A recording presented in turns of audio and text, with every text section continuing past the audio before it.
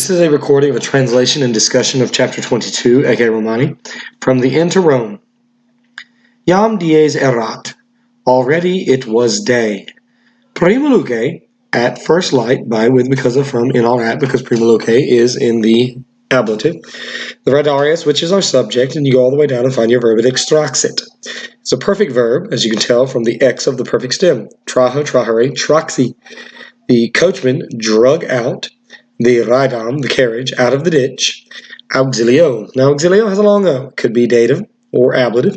Dative would be to or for the help. Ablative is with. By, with, because of, from, and on at. Because we do not have a ditransitive verb in extraxit, it most likely is not going to be the dative. So therefore, with the help of the slaves of the innkeeper. Et, and he moved. I can tell that it is moved because one, the long O of the perfect stem, and then secondly, because of the it, e is the it, versus a present vowel e, and then the present ending t. He moved it to the inn. Then slaves, tradiderunt, all the way at the end of the sentence, handed over the kistas, the suitcases of the Cornelians, Raidario.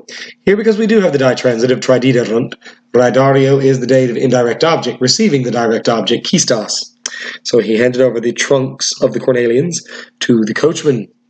In Teria, meanwhile, in the inn, in Campona, while all were preparing themselves. Say, in line 3, is a reflexive pronoun, which means it reflects back onto the subject. Say can mean himself, herself, itself, or themselves, but here it's going to be themselves because the subject is all. They all were preparing themselves. So while they were preparing themselves, Sextus, Iam Imimor, now forgetful of the nocturnal terror, of the terror happening at night.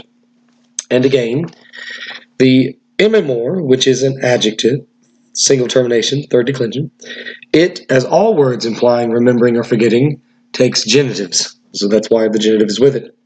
He was telling, Sextus, the story of the soldier, the soldier's story, to Cornelia. Eucleides dabat was giving, do dare dedidatus, orders, commands, mandata, plural neuter accusative, to the slaves, dative. Cornelius himself was shouting, Aureliae, to Aurelia and to the children. Agite omnes, drive on all. Nolite cessare, don't be idle. It is time to leave, to depart. Cado, cadere, without the dis, is the word that means to go. Do not confuse it with cado, cadere, the word that means to fall. This on the front of it means to go away.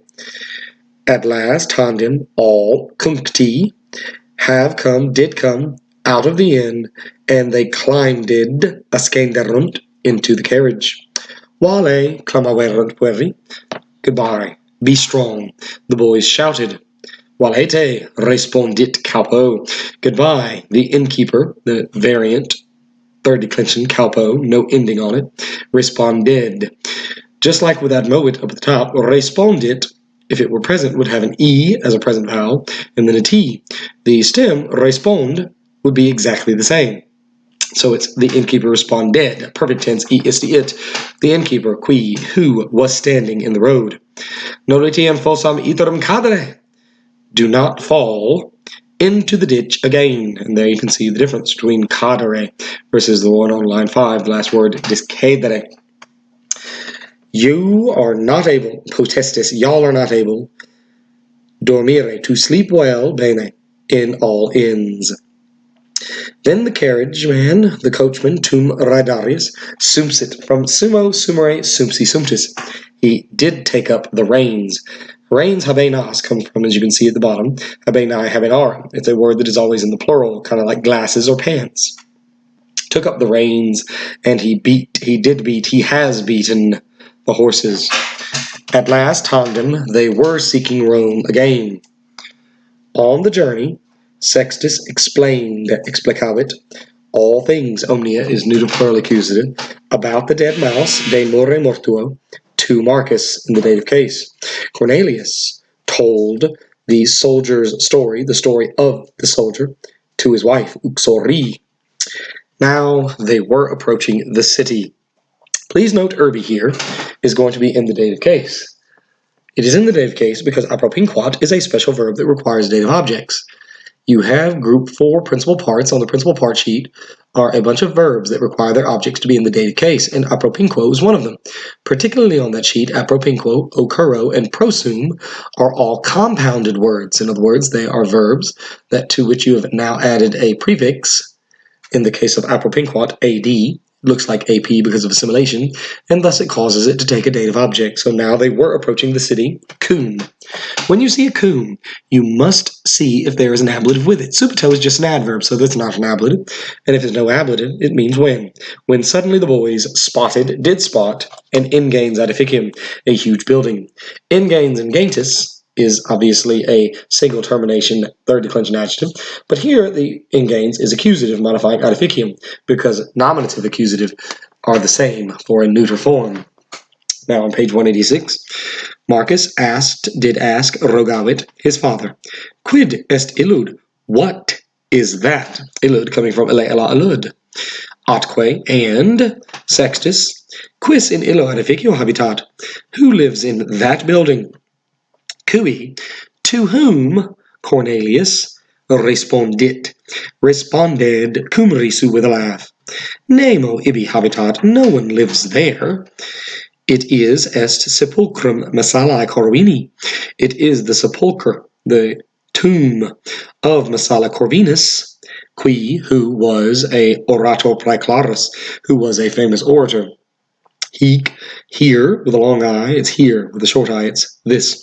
So here there are tombs. Note that multorum is not going to modify sepulchra. They do not have the same case, number, or gender. So here there are the tombs, multorum et praeclarum civium, of many and famous citizens, civium genitive plural, because non licet, it is not allowed for the Romans, Romanis, to have tombs, sepulchra habere, intra urbem, inside the city. Soon they saw another big building. Esne id quoque sepulchrum pater? Is it id also a tomb, father? Marcus asked. Ito vero, thus truly, Cornelius responded. It is the tomb of Caecilia Metella. None de Caecilia Metella adivisti. Surely, adivisti, you have heard about Caecilia Metella. Please note that none is the word that expects a yes answer. You don't have to say surely, but nevertheless you need to phrase the question as though you would expect a yes answer.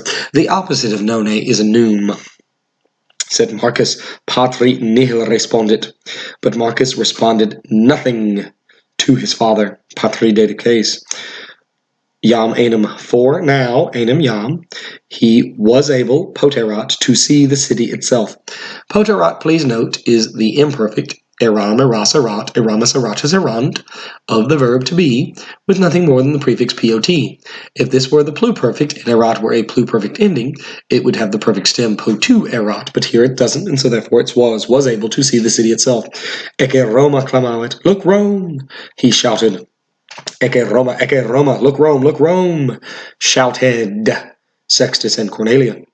Then Cornelius, tum Cornelius, says, in a short time, breve tempore, ablative case, we will arrive at Adveniamus. If I see ilongi, future ubi, we will arrive at the Porta Capena. This is a gate right at the entrance of the city.